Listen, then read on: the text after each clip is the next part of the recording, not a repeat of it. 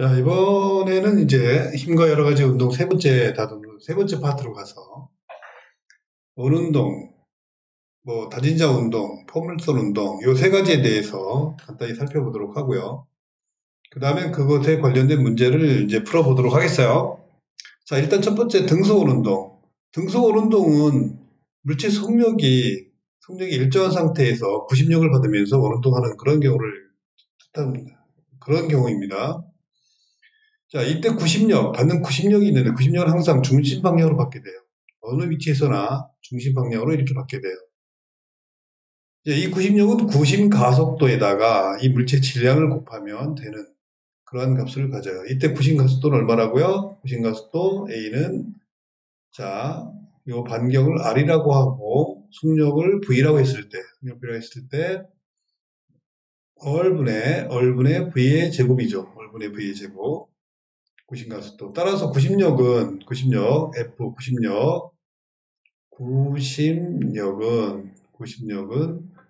얼분의 mv제곱의 크기를 갖습니다. 항상 중심 방향이에요. 구심가속도도 구심력도 중심 방향이죠.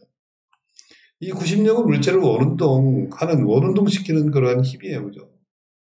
따라서 원운동을 하고 있는 모든 물체는 이 구심력을 받고 있어요. 자, 물체의 빠르기는 일정하지만 등속 운동이니까 그렇지만 운동 방향은 계속 변하기 때문에 이건 등속도 운동이라고 볼 수는 없어요. 속도가 계속 변하잖아요. 그죠? 또 이건 등가속도 운동이라고 볼 수도 없어요. 가속도가 중심 방향이 계속 변하니까. 물체가 갖는 가속도의 방향이 계속 변하니까 가속도도 변한다고 봐야 돼요. 이건 단지 그냥 등속력 원운동이라고 얘기를 해야 됩니다. 자, 이때 원운동의 속력 V는 어떻게 정의가 되느냐면 여기서 걸린 시간분의 이동거리인데 여기서 T는 주기예요. 주기는 뭐죠? 한 바퀴 돌 때 걸리는 시간. 한 바퀴 돌 때 라지 T라고 하는 시간이 걸리고 거리가 2파이 R이잖아요. 그죠? 둘레가 2파이 R이니까. 그래서 2파이 R이라고 하는 거리를 시간 T 동안에 도니까 속력은 T분의 2파이 R 이렇게 볼 수도 있겠죠. 그죠?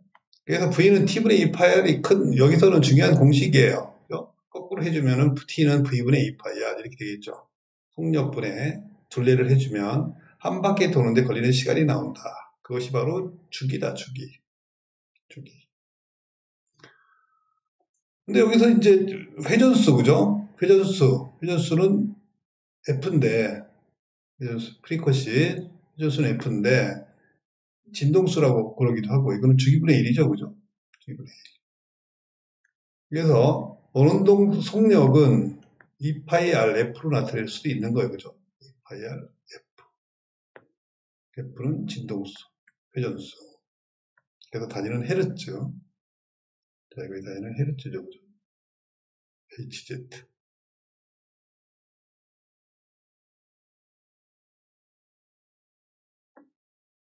자, 여기서 이제 여기 밑에 등수 오르다는 물체의 이제 평균 가속도를 구하는 그런 경우에 보면은 여기 1위치와 3위치 사이에서 평균 가속도예요. 시간이 t가 걸렸다라고 이제 놓는 거고요. 1위치에서 3위치까지. 자, 1위치에서 3위치까지. 자, 나머지는 좀 지우고. 자, 1위치에서 3위치까지 만약에 시간은 t가 걸렸어요. 이런 경우에 평균 가속도라고 구해봐라. 속력은 V1, V2라고 이렇게 되긴 하지만 크기는 둘 다 V죠. 요거의 크기도 V, 요거의 크기도 B라는 얘기예요. 방향이 다르니까 V1, V2로 다르게 놓았지만 그래서 속도의 변화량은 V2 빼기 V1 낮은 속도에서 초속도를 빼주면 되는 거잖아요. 그죠? 근데 이제 낮은 속도가 V2가 이렇게 있고 V1이 이렇게 있을 때 빼는 방법 마이너스 V1을 구한 다음에 이게 마이너스 V1이잖아요. 그죠? 마이너스 V1 더하기 V2를 해주면 되는 거예요. 그것이 바로 요게 되는 거죠. 요게 그죠? 근데 이거의 크기도 V고 이거의 크기도 V니까 요거의 크기는 얼마냐? 루트 2V가 돼요. 사실은 크기는요. 그죠? 그래서 요것이 바로 속도의 변화량이다. 이거 갖다 시간으로 나눠주면 된다는 거죠. 시간 나눠주면 바로 뭐가 된다? 가속도 A가 된다는 거예요. 평균 가속도죠. 시간분의 속도의 변화. 그래서 여기서 평균 가속도는 T분의 루트 2V 크기가 그렇게 된다는 거예요. 방향은 바로 여기 있잖아요. 빨간색. 그죠? 요 방향이 되겠죠. 요 속도의 변화를 t로 나눴으니까 요 가속도의 방향은 이렇게 되고 요 방향은 사실은 속도의 변화량의 방향과 일치하는 거죠.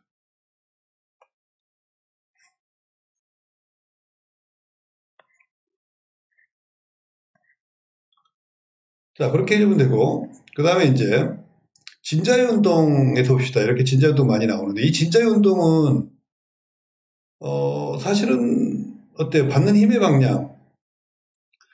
이 받는 힘은 어떻게 정해야 될까요? 받는 힘은. 자, 장력이 있을 거고 중력이 있을 거예요. 그죠?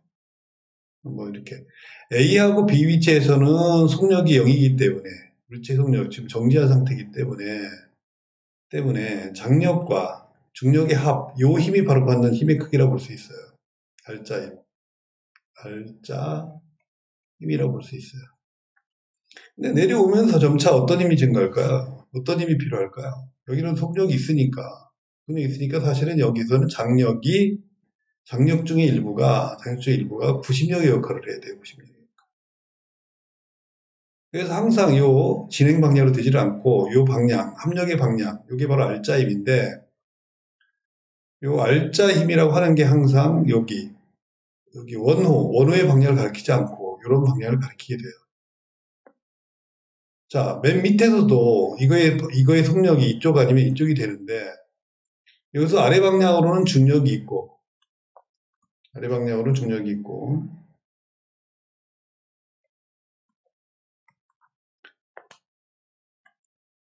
자, 아래 방향으로는 중력이 있고 윗 방향으로는 장력이 있어요, 당연히. 근데 이 장력 속에는 90력도 포함이 돼야 된다는 거예요. 90력. 왜? 원운동하고 있는 거랑 같잖아요. 그죠? 이쪽 속력을 가지고 있으니까 원운동하고 똑같아요. 그래서 원운동하고 있는 거기 때문에 윗방향에 90력이 필요합니다. 그래서 그는 장력이 바로 그 역할을 대신하고 해주고 있는 거죠. 그래서 이 장력이라고 하는 게 이런 경우는 90력과 중력을 합한 값으로 나타나게 됩니다. 그래서 여기서 보면은 어쨌든 속력은 3위치에서 최대가 될 거예요. 그러니까 그냥 빠질 거고. 알짜임이라고 하는 것은 여기서는 이제 아래 방향으로 중력, 위로 장력, 그 다음에 90력 이런 게 있기 때문에 사실은 3위치에서는 알짜임은 가장 작아요. 그러니까 가속도의 크기도 가장 작게 되는 거죠. 그래서 가속도는 가장 작고 그 다음에 A하고 B 위치에서 가속도가 가장 크고 받는 힘도 가장 크게 되는 거고요. 속력은 그 대신에 A와 B는 정지 있으니까 0이고 O 위치에서 가장 속력은 최대가 되는 그런 일이 벌어진다는 거예요.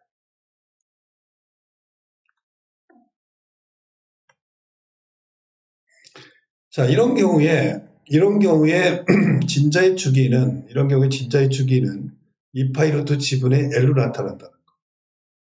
그래서 진자의 길이만 관계한다는 거고요. 그 다음에 중력 가속도도 관계를 하게 되죠. 그래서 T는 2파이 루트 지분의 L로 나타난다.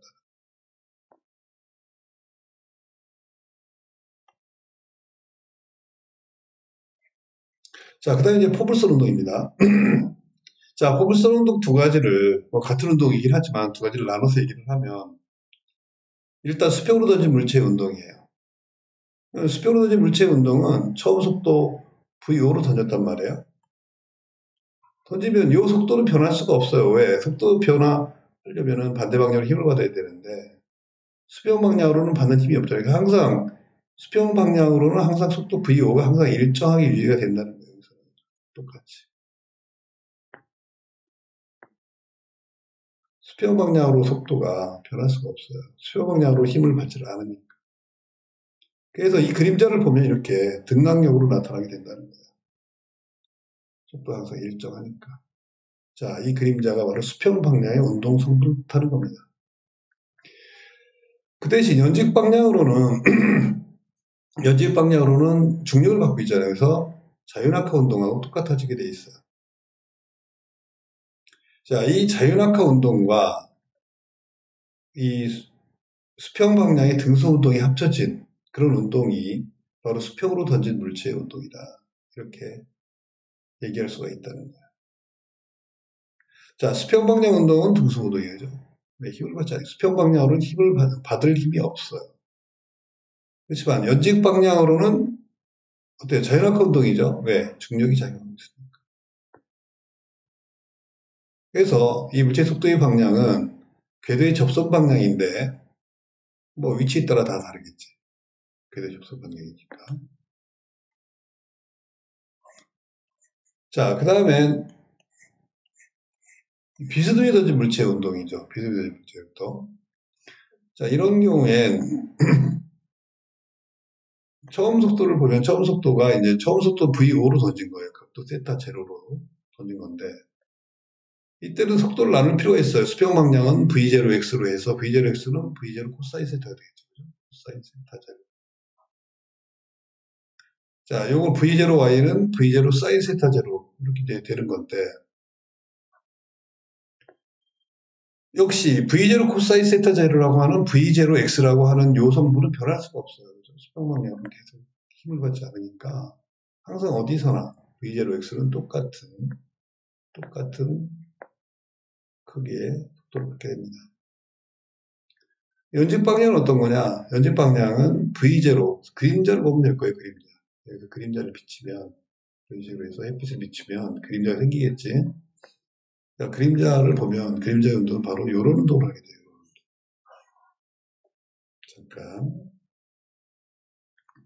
그림자 운동은 여기 있는 이런 운동을 하게 되는데, 이 운동은 바로 V0Y라는 속도로, V0Y라고 하는 속도로 위로 던진 물체 운동과 똑같다 그래요. 그래서 V0Y예요. V0가 아니라 V0Y의 속도로 위로 던진 거예요. 속도가 점점 줄어들다가 4까지 갔다가 4의 위치는 바로 이 위치랑 똑같은 거예요. 갔다가 다시 떨어지는 그런 운동을 하게 된다는 거예요. 그래서 여기에서 보면 여기에서 최고 높이 구할 수가 있는 거예요. 그죠? 이쪽까지가 최고 높이니까 바로 요 운동, Y방향, 연직 방향의 운동에서 최고 높이를 구할 수가 있는 거고 시간도 구할 수 있겠지. V0Y를 안다면 그죠? 올라갔다가 떨어지는 시간. 왜? 가속도는 아래 방향으로 G니까, G, 중력 가속도니까 시간과 최고 높이를 구할 수가 있는 거고요. 그 시간을 안다면 여기서부터 여기까지 떨어지는 시간을 알 수 있는 거고 그러면 수평 방향의 속도는 요거니까 V0 코사인 세타 제로 계속 똑같이 가니까 여기서부터 여기까지의 수평 도달 거리가 나온다는 거예요.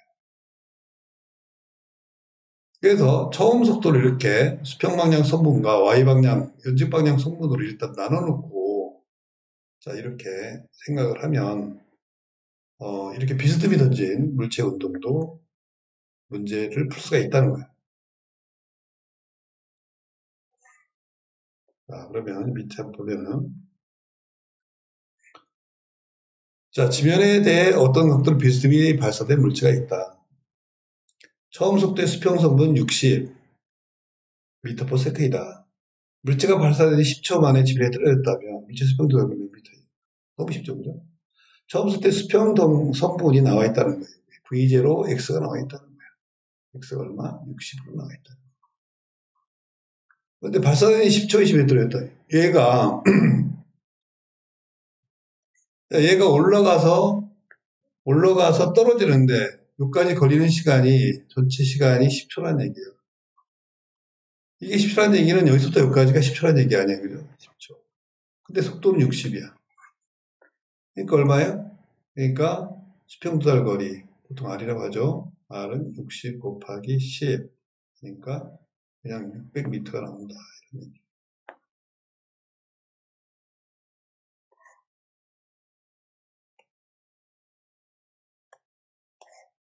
자, 여기까지 이제 강의를 하고 다음 강의 때에는 이게 아마 운동에서의 마지막 단원 거예요. 자, 여기에 대한 문제를 풀어보고 창의 문제, 기출 문제 여기도 같이 한번 풀어보는 시간을 갖도록 하겠어요. 자, 오늘 강의는 여기까지입니다.